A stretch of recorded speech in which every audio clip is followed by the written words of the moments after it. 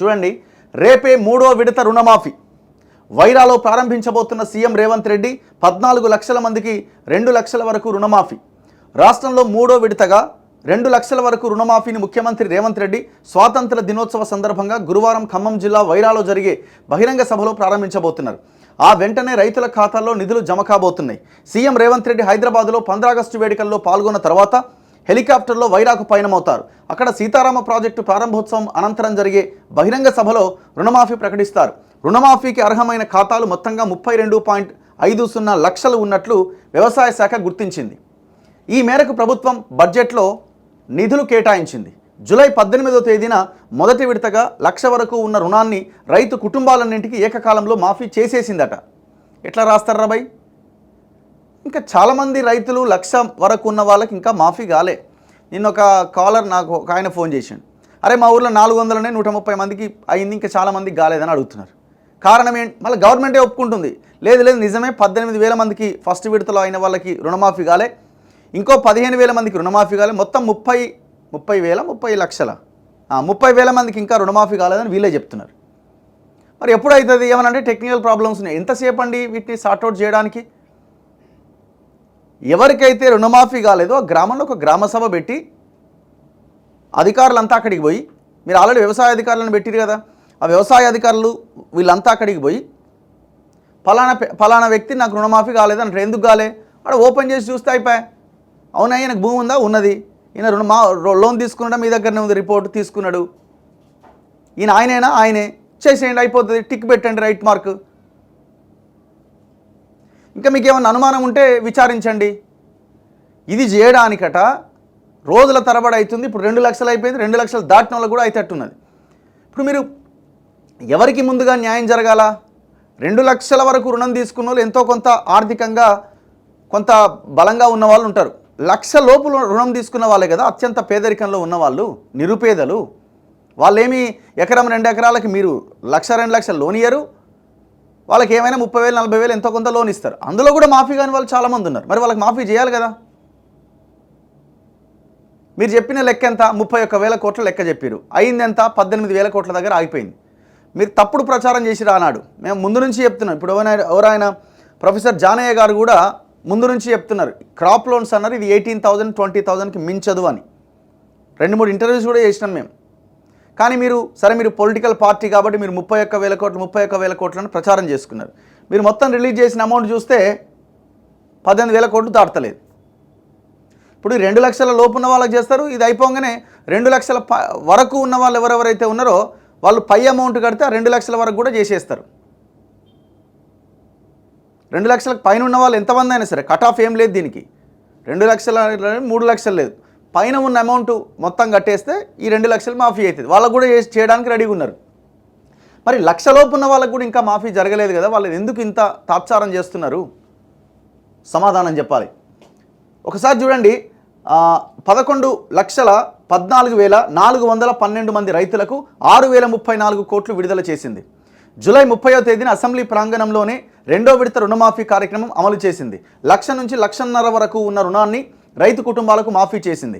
ఈ కేటగిరీలో దాదాపుగా 6,40,823 మంది రైతుల ఖాతాల్లో 6,190 కోట్లు జమ చేసింది.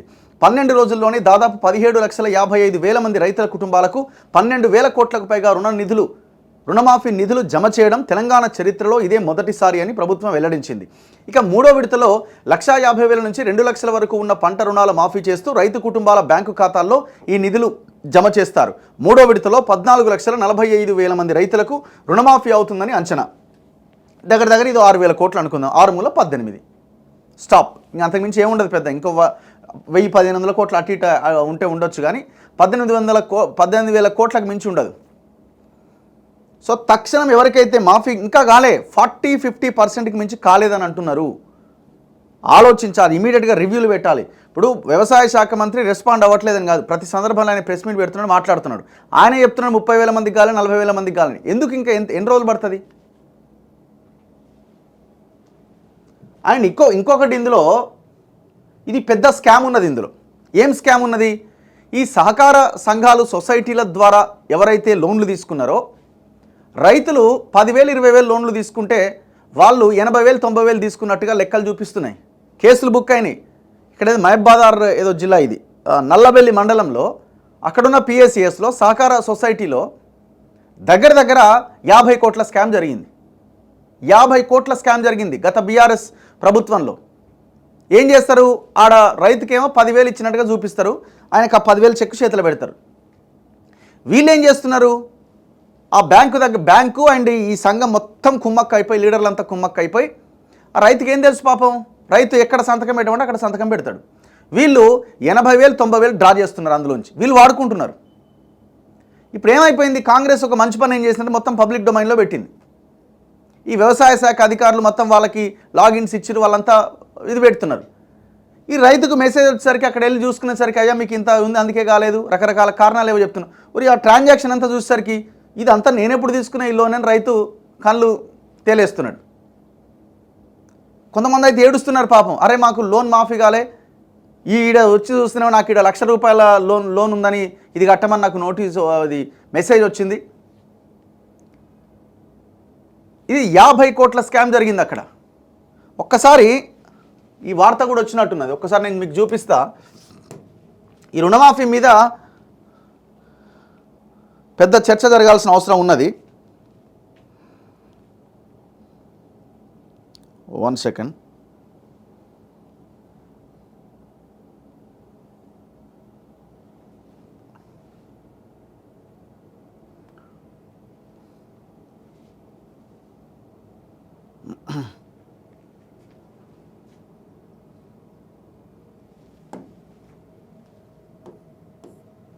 ఇది ఎక్కడ జరిగిందంటే ఇగో ఇది చూడండి, వరంగల్ జిల్లా. ఇది ప్రాథమిక వ్యవసాయ సహకార ఉమ్మడి వరంగల్ జిల్లా ప్రాథమిక వ్యవసాయ సహకార సంఘం నల్లబెల్లి గ్రామం, నల్లబెల్లి మండలం, వరంగల్. సో ఇది సొసైటీ ఇది. సో ఈ పిఎస్సిఎస్లో జరిగిన అవినీతి ఏంటంటే ఇది ప్రభుత్వం విచారించాలి, పెద్ద ఎత్తున దీని మీద ఎంక్వైరీ జరిగితే ఈ దగ్గర 1,000 కోట్ల స్కామ్ వెళ్ళే అవకాశం ఉంది.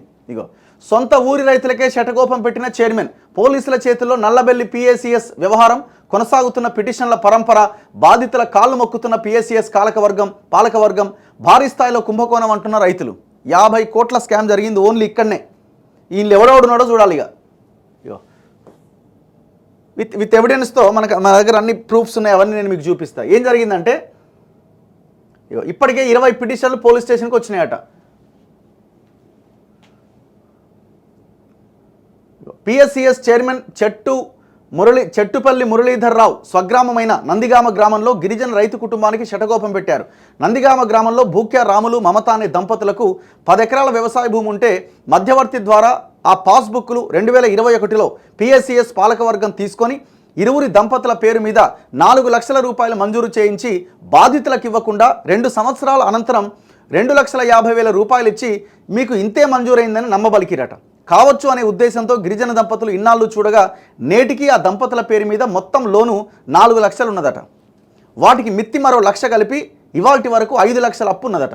దీంతో దంపతుల కుమారుడు రాజేష్ స్థానిక పోలీసులను ఆశ్రయించి తనకు జరిగిన అన్యాయాన్ని బహిర్గతం చేయాలని నల్లబెల్లి పోలీసులకు ఫిర్యాదు చేయడంతో నల్లబెల్లి ఎస్ఐ ఎఫ్ఐఆర్ నమోదు చేసి విచారణ చేపడుతున్నారు. అదేవిధంగా ఇదే గ్రామానికి చెందిన కొమ్ము రాజు 2000 సంవత్సరంలో 75,000 లోన్ పిఎస్సిఎస్లో తీసుకోగా 7,000 కట్ చేసుకొని 68,000 తీసుకున్నారట. చూడండి ఎంత, 68,000 నగదు ఇచ్చిరట. అనంతరం 2022లో మిత్తితో కలిపి 85,000 అయిందట. దానికి మరో 80,000 కలిపి కొమ్ము రాజు అప్పు 1,65,000 చేసి 80,000 సొసైటీ పాలనాధికారులే నొక్కేసిరట. అంటే ఈయనకు ఫస్ట్ 7,000 కట్ చేసుకొని 68,000 ఇచ్చారు, 75,000 లోన్ వస్తే. దాని తర్వాత ఏం జరిగింది, మళ్ళీ కాలక్రమంలో 2022లో మళ్ళీ ఒక 80,000 తీసుకున్నారు వీళ్ళే. అంటే వీళ్ళే సంతకాలు ఆల్రెడీ పెట్టుంటాడు కదా రైతు వైట్ పేపర్ల మీద. ఆ రైతు సంతకాలతోటి డిసిసిబి బ్యాంక్కి వెళ్ళి మళ్ళీ లోన్ ఎత్తుకొచ్చారు 80,000 పంచక తిన్నారు ఒక్కొక్కడు. దీంతోనే ఆయన అప్పు 1,65,000 అయిందట. సో ఇవాళ కొమ్మురాజు పైన అప్పు 1,92,000 ఉందట. దీంతో చైర్మన్ సీఈఓల పైన కొమ్మురాజు పిటిషన్ వేసిండట.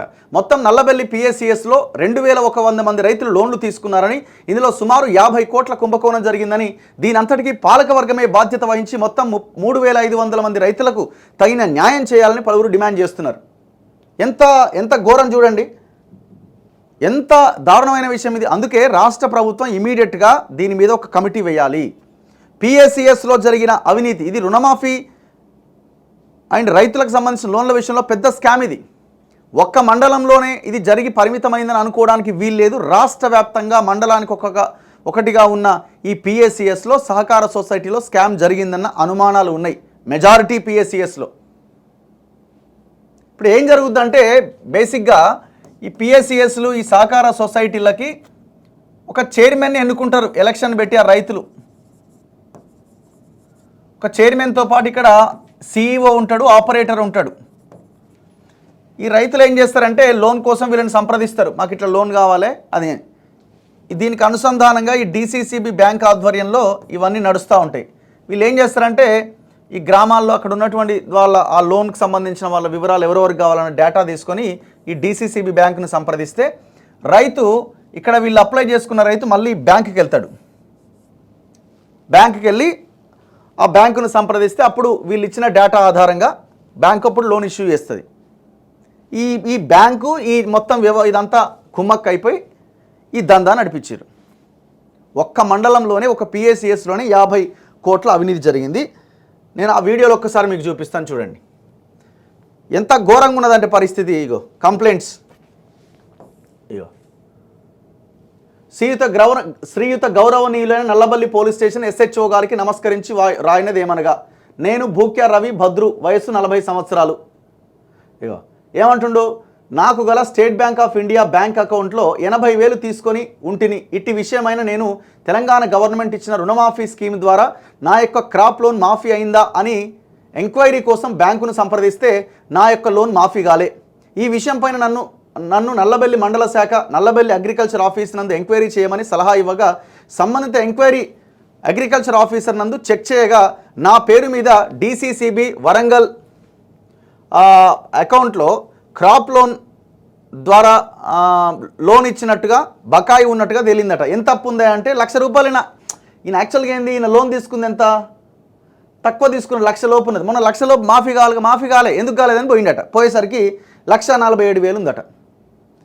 1,47,000 ఉందట. కారణం ఏంటి అంటే నా యొక్క పేరును ప్రాథమిక వ్యవసాయ సహకార సంఘం నల్లబెల్లి మండలంలో రికార్డ్స్ నందు లోన్ తీసుకున్నారట. CEO Nagelli Mogili son of Kanakaiah and మిగతా సంబంధిత అధికారుల మీద కేసు పెట్టాలని ఆయన కంప్లైంట్ ఇచ్చిండు. ఇంకా లోపలికి పోతే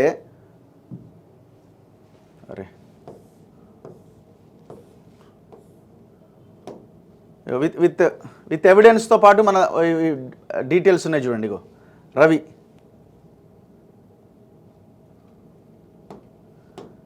ఎంత ఘోరం. ఇది మరో కంప్లైంట్, నానబోయిన ఇది అదే అనుకుంటా. Telangana state police department complaint ఇచ్చింది. ఈయనే ఆ చైర్మన్, ఎవరు ఆ సహకార సంఘం చైర్మన్. అసలు ఆయనకు సంబంధమే లేదు. అక్కడ ఉన్న సిఇఓ కానీ ఆపరేటర్ కానీ డీటెయిల్స్ ఆ విచారణ అధికారికి చెప్పాలి, కానీ చైర్మన్ ఈ వ్యవహారం నడిపిస్తున్నాడు. చూడండి, ఇక వీళ్ళే ఆ రైతులు కంప్లైంట్స్ చేశారు. ఇది పెద్ద ఎత్తున జరిగిన స్కామ్ ఇది. పాప ఈ మహిళకు లోన్ మాఫీ కాలేదని చూడండి, ఆమె ఎట్లా ఏడుస్తుందో.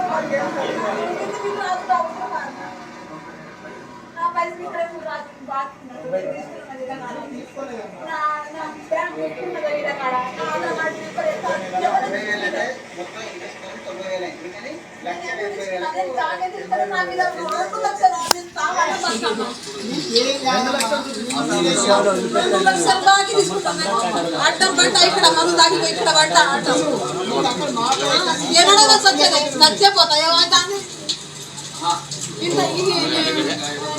నమ్మడం ఆడడం జాబ్ గురించి చచ్చిపోయింది అని పేరే ఉండాలి. ఇది 1,90,000 చేస్తారా?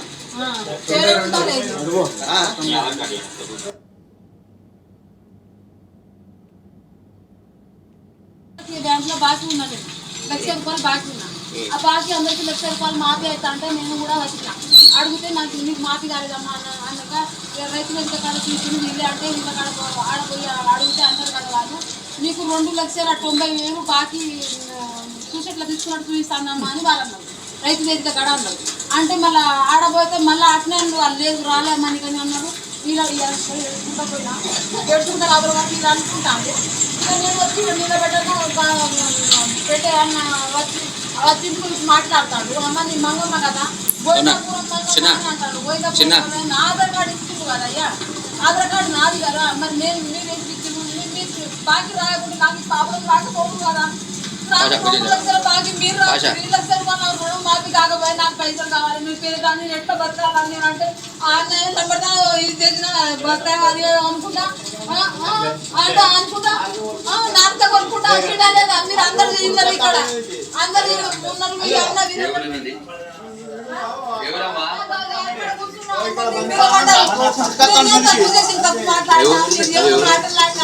నేను తిట్టిన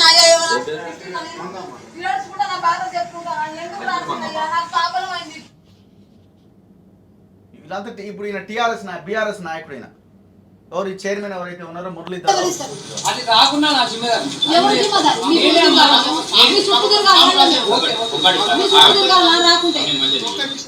కాదు, అవి రాకపోతే నేను ఇస్తా అంటుండు, నా జిమ్మేదారు అంటు. నువ్వెందుకు ఇస్తావా బాబు? ఆమెకు రాకపోతే నువ్వెందుకు ఇస్తావు? ఎందుకు ఇస్తావు అంటే తిన్నాడు కాబట్టి. ఇది ఒక్క సొసైటీలో జరిగింది కాదు, మొత్తం తెలంగాణ రాష్ట్రంలో ఈ స్కామ్ జరిగింది. దీని మీద ఎంక్వైరీ జరపాలి, ప్రభుత్వం కమిటీ వేయాలి, మొత్తం లెక్క తేల్చాలి. ఇది పెద్ద స్కామ్. ఇది ఇప్పుడు మాట్లాడుతున్న మాజీ వ్యవసాయ శాఖ మంత్రి నిరంజన్ రెడ్డి మాట్లాడి ఇప్పుడు, కేటీఆర్ మాట్లాడి ఇప్పుడు, అండ్ దాంతోపాటు ఈ ప్రభుత్వానికి కూడా బాధ్యత ఉన్నది.